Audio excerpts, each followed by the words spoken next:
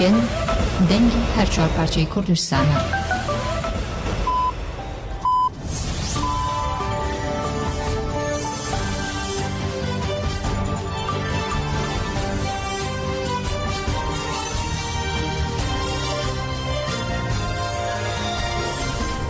سلاوتان نبیم کاتتان باش پرزان حوالا کنم کشمرتان پیشکشکن بیسرمان بن. زکانی پاراستنی گل حپکه لبرنامه دادلن لچالاکی گریلاکانی آزادی در لحرمی زاب داگر کرک سزاد را و کامراکی چاودریش تکشکن راو. زکانی پاراستنی گل حپکه لباره چالاکی گریلاکانی آزادی کردستان نتیجه دولتی ترک و ورشکانی دولتی ترک و راگن راکی بلاو کردوتو و دلیل شش چالاکی گریلاکانی جستار و پکه لحرمی شید دلیل لروشای زاب لگورپانی برخودانی شاخی آمدی لگورپانی برخودانی شاخی جودی داگر کرک سزاد را و کامراکی چاودریش تکشکن راوا مجا بوج راوا که لروجانی 21 و 22 23 نیسان لرمی متینه گورپانی شلزه درگل بیشتر سری متینه لهرمی شید دلیل روجای زاب شاخی بهر شاخی جودی لهرمی خواکور گورپانی سمینه بگشتی 13 جار فروک جنگی بردوان کرا روج 21 نیسانش هرمی متینه گورپانی برخودانی شلزه به فروکی هرشبر بردوان کردوا دچینه رمکانی پرستنی مدیا لوی حالا گرمیانی روشنامه‌بان لگال مانده به دو زنیاری مانده داده حالا سلاوت لبه دم لایتو مایک لایتوه کرم که الله سلاو ایو همو بیسرانی بارز هر وکو لراگان راوکی هپا گشته هاتوا لماوی چند روزی را بردو دا دولت داگیرکاری ترک هێرشە ئاسمانیەکانی بە بەردەوام چەر کردوتەوە لەسەر هەرێمەکانی پاراستنی مەدیا بە تایبەتی لە هەرێمی ڕۆژاوای زاب هەرێمی شێدەلیل و هەرێمی مەتینە 22 نیسان لە گردی ئامێدی لە چوارچێوەی چالاکیەکدا گەریلاکانی ئازادی کوردستان داگیرکەرێک بە سزا دەگەێنن و سیستەمێکی کامێرەی مۆبەسە لەناو دەبن 23 نیسان لە گردی ئامێدی دو سیستەمی کامێرەی مۆبەسە لەلایەن گەریلاکانی ئازادی کوردستانەوە لەناو دەبرێت 22 نیسان لە گردی جوودی لە داگیرکەران درا و ڕێگە نەدرا کە سیستەمی کامێرەی مۆبەسەدا بنێن وەختێک کە گەریلاکان سەربازانی داگیرکەری دەوڵەتی داگیرکەری تورک دەخەنە بن کۆنتترۆلی خۆیانە و دەبینن کە جم و جۆڵیان هەیە لە ناوچەکەدا و دەخوازن کامێرەی سیستەمی کامێرەی مۆبەسەدا بنێ لە ناوچەکە گەریلاکان لێیان وەدەستێ و لە ئەنجامە ئەو سەربازانەی کە هاتبوونە ئەو هەرێمە دیسانەوە دەگەڕێنەوە مۆڵکەکانی خۆیان ناتوانن ئەو سیستەمی کامێری کە دەخوازن دای بنن بە سەرکەوتوی داینە و بەو شێوازە دەگەڕێنەوە مۆڵکەکانی خۆیان لە ڕۆژانی 21 و 22 23 نیساندا لە هەرێمی مەتینە بە بەردەوام لە گۆڕەپانەکانی شێلازیە دەرگەلێ بێشیرێ سەری مەتینە هێرشی هەوایی هەبووە بەگشتی 8 جار هەرێمی مەتینە لە ماوەی ڕۆژانەدا بە فڕۆکەی جەنگی بۆمباردومان کراوە هەرێمی ڕۆژاوای زاب هەرێمی شەیدەلیل لە هەردوو گردی بەهار و گردی جوودی 3 جار بە فڕۆکەی جەنگی بردومان کراوە لە ماوەی ئەم چەند ڕۆژی ڕابردووە هەرێمی خواکورد لە گۆڕەپانی سنینێ 2 جار بە فڕۆکەی جەنگی بردومان کراوە بە گشتی هەرێمەکانی پاراستنی مەدیا لە ماوەی ئەم 3 ڕۆژەدا 13 جار لەلایەن فڕۆکە شەرکەرەکانی دەوڵەتی داگیرکەری تورکەوە بۆمباردومان کراوە 21 نیسان لە مەتینە لە گۆڕەپانی شیلازێ لە ڕێگەی هێلیکۆپتەری شەرکەرەوە دەوڵەتی داگیرکەری تورک هەرێمەکە بە چڕی بۆمباردومان دەکات لە بەگشتی هەرێمەکانی پاراستنی مەدیا لە ماوەی چەند ڕۆژەیە هێرشی ئاسمانی و لە ڕێگەی تۆپخانەکانیشەوە هێرشی زەمینی بەردەوام بووە ینی هەر وەکو هەمووانیش دەزانن لە 16 نیسان و بەدواوە دەوڵەتی داگیرکەری تورکیا بە شێوازێکی نهێنی و بە شێوازێکی شاراوە دەستی بە ئۆپەراسیۆنێکی زەمینی کرد لە هەرێمی مەتینە بەردەوام لە ئاسمانەوە هێرشی ئاسمانی بەردەوامە لە ڕێگەی فڕۆکە جەنگەکان و فڕۆکە بێفڕۆکەوانەکانەوە لە ڕووی زەمینیشەوە هەم تۆپخانەکان بەردەوام ناوچەکە تۆپبارانەکەن هەم سەربازانی دەوڵەتی داگیرکەری تورکیاش لە هەرێمەکەدا بڵاو بوونەتەوە چەندین دیمەن وەکو هەمووانیش بە چاوی خۆتان بینیتە لە تۆرە کۆمەڵایەتەکانیش باشە هەڵۆ ئەتوانی باسێکی و گرتە ڤیددیۆمان بۆ بکەی کە لە ژێرناوی ئاگر کەوتە دڵی ئەنقەرەوە ئێستا بووە بە ترند بە نزیکەی لە زۆربەی کەناڵەکانی سوشیال میدیا بڵاو بۆتەوە بەڵێ بێگومان گەریلای ئازادی کوردستان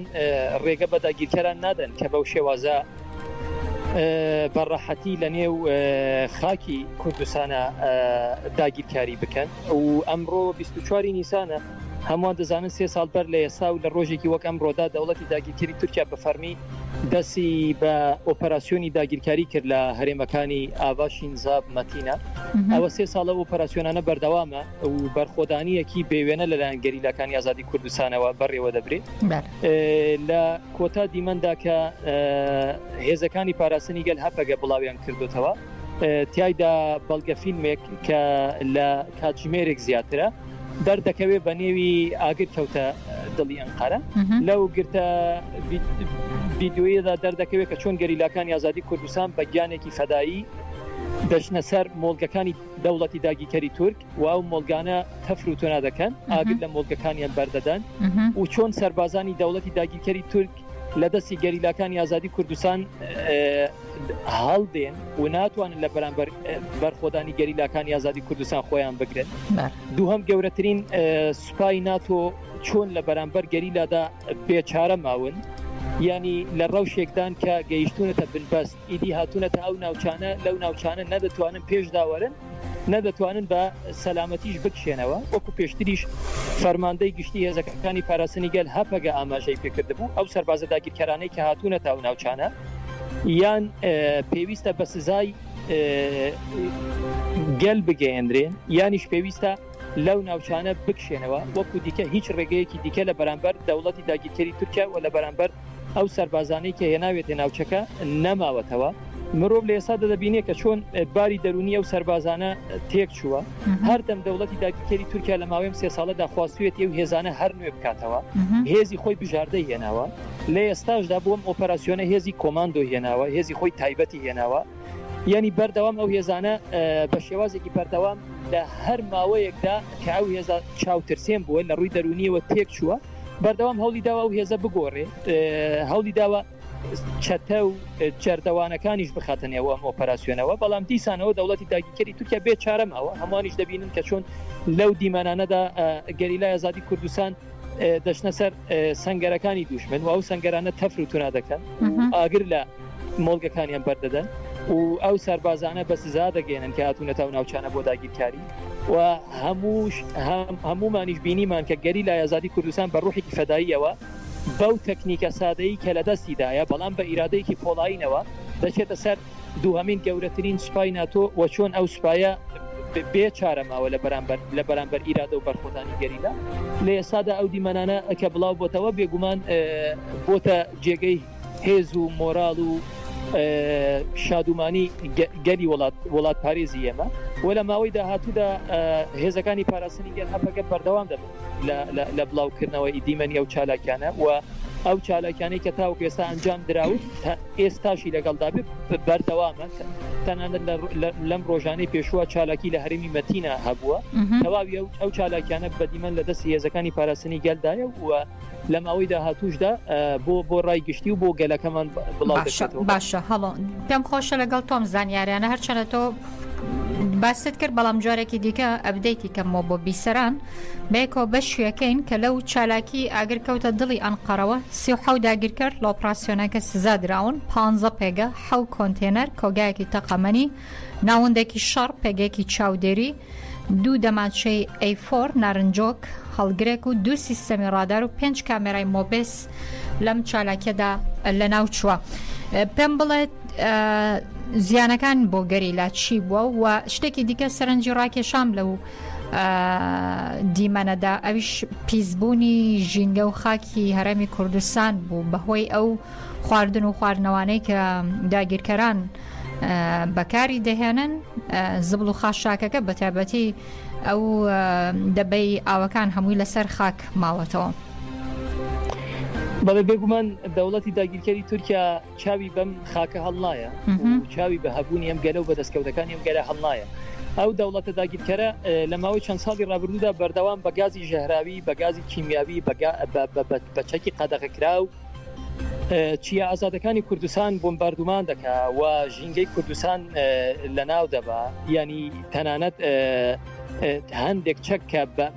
لەسەر ئاسی نێودەوڵەتی قەدەغە کراوە دیسان ئەو دەوڵەتە داگیرکەرە لە بەرامبەر چیاکانی کوردستان و گەریلا ئازادەکانی کوردستاندا بەکاری دێنێ بێگومان ژینگەی کوردستانیش بۆتە قوربانیەک لەو جەنگە نەگریسەی کە دەوڵەتی داگیرکەری تورکیا لەسەر خاکی کوردستان دەیکا و هەمووان دەیبینین کە چۆن ئەو مۆڵگانەی کە لە پاش ئەو سەربازە داگیرکەرانە بەجێ ماوە چۆن ئەو مۆڵگانە بە شێوازێکی وەکو دەڵێن وەکو زەبڵخانەیەکی هاتووە بێگومان ئەو سوپاداگیرکەرە ئەمە جۆرێکە لە جینۆسایدکردنی ژینگەش پێرمان نەچێ بەڵێ ڕاستە بێگومان ئەو سوپاداگیرکەرە جگە وەکو دەڵێن جگە لە بۆگەنی جگە لە پیسی جگە لە پۆخڵەوە شتێکی دیکەی لەگەڵ خۆیان بۆ خاکی پیرۆزی کوردستان نەهێناوە چونکە ئەو سوپایە لەسەر ئەساسی لە ناوبردننی گەلی کورد لەسەر ئەساسی ژینۆسایدکردنی گەلی کورد ئەو سوپایە هەتا ڕۆژی ئەمڕۆ هاتووە دەوڵەتێکی قڕکەرە دەوڵەتێکی داگیرکەرە 100 ساڵە لەسەر خوێنی کوردان ئەو دەوڵەتە خۆی دەداتە ژیانکردن لە ئێستاشدا هەموو هەبوون و نەبوونی خۆی بە لە ناوبردننی گەلی کورد و بە لە ناوبردننی هێزی ئازادی گەلی کورد و تەبگەرە ڕەواکەی گەلی کوردەوە گرێداوە بەڵام بێگومان هەتا ئێستا ئەو خەونەیان بۆ بردۆتە نێو چاڵەوە لەمە بە دواشەوە ئەو خەونە دەبنە گۆڕەوە و خاکی کوردستان چی ئازادەکانی کوردستان بێگومان گەریلای ئازادی کوردستان بک بە گۆڕستانێک کۆداگیرکەران هیچ چارەیەکی دیکە لە بەردەم داگیرکەراندا نییە پێویستە ئەوانیشدان بە شکستی خۆیاندا بنێن لە ماوەی 3 ساڵی ڕابردوودا لەم ئۆپەراسیۆنانە باشە لەم پرسیت وتم زیانەکانی گەریلا چەند بوون چەند گەریلا شەید بوون لەم ئۆپەراسیۆنەدا یعنی لە ئۆپەراسیۆنی شۆڕژگەری شەید دۆغاڤیان لە هەفتەی شوباتی 2024 جگە لە شەهیدبوونی هەواڵێکی ئێمە هەواڵ شەربان بارتۆ یەک هەواڵجی نە بریندار بووە نە شەهید بووە تەنیا هەواڵ شەربان بارتۆ کە گەریلایەکی خەڵکی ڕۆژهەڵاتی کوردستانە بە قارەمانێتی گەیشتە کاروانی شەهیدان لەو چالاکیەدا وەکو دیکە هیچ زیانێکی جانی و مادی لە هێزەکانی گەریلا نەبووە لە ئۆپەراسیۆنە شۆڕژگەریەدا باشە هەڵۆ پێم خۆشە لەگەڵ تام گفتوگوۆیە بکەم بەوەی کە 2 ڕۆژ پێش ئێستش باسی سەردانەکەی ئەردۆغانت کرد بۆ هەرێمی کوردستان و بۆ بەغدا ئێستا چەندین ڕێکەوتنی لە یەکتێک گەیشتن کە 26 ڕێکەوتنە لە نێوان عێراق و تورکیادا واژۆ کراوە لە هەر ئەو ڕێکەوتنە گرنگانەی کە واژۆ کراوە ڕێکەوتنی ئەمنیە ئەمڕۆ لە بەرنامەی گفتوگۆی ڕووداوەکانی خۆمدا یەکێک لە پەرلەمانتارەکانی عێراق باسی لەوە دەکرد کە تورکیا 2 بژاردەی خستۆتە بەردەمی عێراق یەکەم ئەوەتە بە هاوبەشی لەگەڵ عێراق و هەرێمی کوردستانە هێرش بکاتە سەر گەریلا و یاخود ئەوەتە بەتەنیا تورکیا خۆی هێرشکە بەڵام عێراق هەردوو بژاردەکەی ڕەت کردوتەوە بژاردەی سێمی خستۆتە بەردەمی کە ئەویش لە ڕێگەی گفتوگۆی سیاسیەوە کە تورکیا ئەمەی قبول نییە لە هەموو حاڵەتەکەدا ئێستا تورکیا خۆی ئامادە کردەوە بۆی ئۆپراسیۆنێکی سەربازی بکات بۆ سەر پێگە و بارەگاکانی گەریلا لە خاکی هەرێمی کوردستانە دەمێت دووشتم پێ بڵێ یەکەم چۆن ئامادەکاری کراو بۆ ڕوبڕۆبوونەوەی ئەم ئۆپراسیۆنە دووهەمینیش ئەوەندەی تۆ زانیاری دووەرگرتی بە و ڕۆژنامەوانێک لە نێو هەواڵەکانە عێراق بەوەی کە ئەنجومەنی یاساییش باسی لەوە کردووە کە عێراق وەکو هێزێکی قەدەغە بناسێنرێت چی دەڵێن لەو بارەوە یعنی بێگومان من پێشتریش ئاماژەم پێکرد ئەو حسابەی کە ئەوان کردبیان بەو شێوازە یعنی لە یەک نەهاتەوە حسابی ماڵ و حسابی بازار لە یەکتر جودا بوو یعنی ئێمە دەبینین ئەردۆغان هاتبوو لە ئەساسدا و تەواوی کابینەی حکوومەتەکەی لەگەڵ خۆیان هێنابوو تەواوی وەزیرەکە یعنی بێگومان هاتبوو شەڕێکی مەدیایی شەڕێکی تایبەت شەڕێکی دەرونی بەڕێوە ببا لەسەر گەلی ئێمە یعنی وەکو بڵێ هاتووە عێراق و باشووری کوردستان فتح بکە بەڵام ئەوە هەموو هاشوشی ڕاگەیاندنە مرۆڤ دەبینێ لە ئەساسدا ئەردۆغان شکستی خوارد لەم هاتنەیدا بۆچی یەکەم ئەردۆغان هات بۆ بەغدا تاوەکو بەغدا بکاتە ناوەندێکی ئۆپەراسیۆنی هاوبەش لە نێوان ئەنقەرە هەولێر بەغداد بۆ هێرشکردنە سەر هەرێمەکانی پاراستنی مەدیا بەڵام لە ئێستادا ئێمە دەبینی هەڵوێستی دەوڵەتی عێراق بە فەرمی بەو شێوازە نییە کە ئەردۆغان چاوەڕوانی دەکرد و دەوڵەتی عێراق هیچ ئاماژەی بە هیچ ئۆپەراسیۆنێکی هاوبەش نەکردووە تەنانەت بگرە و تەبێژی هێزە چەکدارەکانی عێراقیش بۆ خۆی ئاماژە بەوە دەکات کە ئەوان بە هیچ شێوەیەک ناکەونە ناو ئۆپەراسیۆنێکی هاوبەشەوە لە بەرامبەر هێزەکانی گەریلا و هیچ بەرژەوەندێکی دەوڵەتی عێراقیش لە ڕاستیدا لەو ئۆپەراسیۆنەدا نیە. پێشتریش گەریلاکانی ئازادی کوردستان ڕایان گەیاندە بوو کە ئێمە لە شەڕی دژی تیرۆر و دژی داعشدا گەلێک هاوکاری عێراق بووین و بێگومان ئێمە هەتا ئێستا هیچ زەرەر و زیانێکمان بۆ دەوڵەتی عێراق نەبووە و هیچ بەرژەوەندێکی دەوڵەتی عێراقدا کە بکەوێتە ناو کۆنسپتێک و پلانگیرێکی بەو شێوازەی دەوڵەتی تورکەوە کە بێگومان ئێمە دەڵێن ئەوە داوێکە پێویستە دەوڵەتی عێراق نەکەوێتە نێو ئەو تەڵەیەوە بۆچی چووکە بە هیچ شێوەیەک لە بەرژەوەندی نە دەوڵەتی عێراق و نە لە بەرژەوەندی گەلانی عێراقدایە. پێشتریش لەلایەن سەرۆکوەزیرانی عێراقی ئەو کاتە حەیدەر عەبادی بە فەرمی سوپاسی گەریلاکانی ئازادی کوردستان کرا بۆ ئەو هاوکاری کە گەریلا لە مەیدانی ڕوبەڕووبوونەوەی تیرۆریستانی داعشدا پێشکەشی کرد بە تایبەتی لە ناوچەکانی شەنگال، مەخمور، کەرک و گەرمیان. یعنی بێگومان دەزانین ئەگەر پشتیوانی گەریلا نەبا ئێستا ڕەوشێ و ناوچانە بە هەولێریشەوە ئێستا لە چه ڕەوشێکدا بوو. ئێمە هەمومان دەزانین کە تیرۆریستانی داعش وەختێک کەس نەیدەتوانی لە بەرامبەریانە خۆی بگرێت چۆن گەریلاکانی ئازادی کوردستان بە گیانێکی فیدایانە چوونە ئەو ناوچانە و تەواوی ئەو ناوچانەیان پاکردەوە و ئەو ناوچانەیان ڕزگار کرد لە دەستی تیرۆریستانی داعش. و ئەوەش پێویستە دەوڵەتی عێراق ئەو ڕاستیە باش بزانێت کە هەتا ئێستا گەریلای ئازادی کوردستان هیچ زەرەر و زیانێکی بۆ دەوڵەتی عێراق نەبووە بە پێچەوانەوە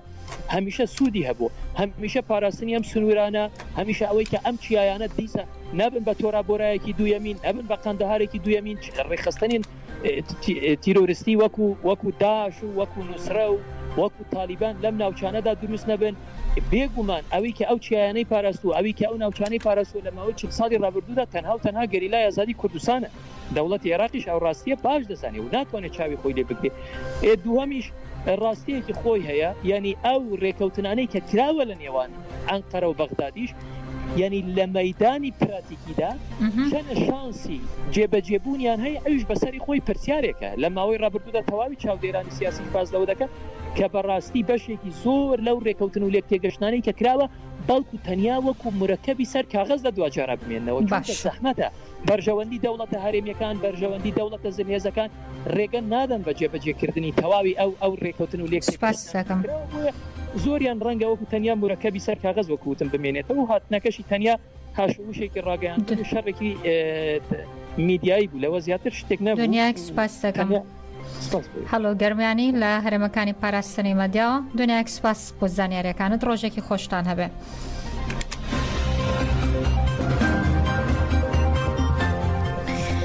لە مەراسمی خەڵاتی زێڕینی بلە پاڤڵ تاڵەبانی سەرۆکی یەکێتی نیشتیمانی کوردستان پێشتیازی کرد ساڵی داهاتوو خەڵات بدرێت بە شەهید هەواڵ عەبدۆ.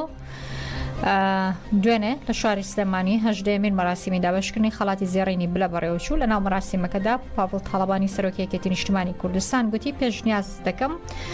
بۆ شانەس ئیبراهیم ئەحمەد و بۆردی ئامادەکار کە بۆ ساڵی 2025 خەڵاتی زێڕینی بلە بدرێ بە شەهید هەواڵ عەبدۆ ناسراو بە شەڕبان کۆبانێ کە یەکێک لە تێکۆشەرەکانی کوردستان. ئەو گوتی مافی خۆیەتی ئەم خەڵاتی پێشکەش بکرێ. هەروە جەختی کردەوە ئەم پەیامە پشتیوانێکە بۆ هەموو خوشک و براکان لە سووریا و هەموو کوردێک کە خەبات دەکات بۆ کوردێکی سەربەرز و ئازاد بۆ پەیامێکیشە بۆ نایارەکان و خیانەتکاران لەگەڵ نایارەکانیان کار دەکەن و لە کۆتاییشدا دروشمی هەر کورد بووین و هەر کوردەبینی گوتەوە. یەکەم لە ئیبراهیم ئەحمەد فاوندیشن و تا ئێستا قەت تەداخولم نەکردووە لە ئیش و کارەکانی، بەڵام بە ئیجازەی هەمووتان ئیمڕۆ پێشنیازێکم هەیە بۆ شاناسخان و بۆردەکە کە 2025 خەڵاتی ئیبراهیم ئەحمەد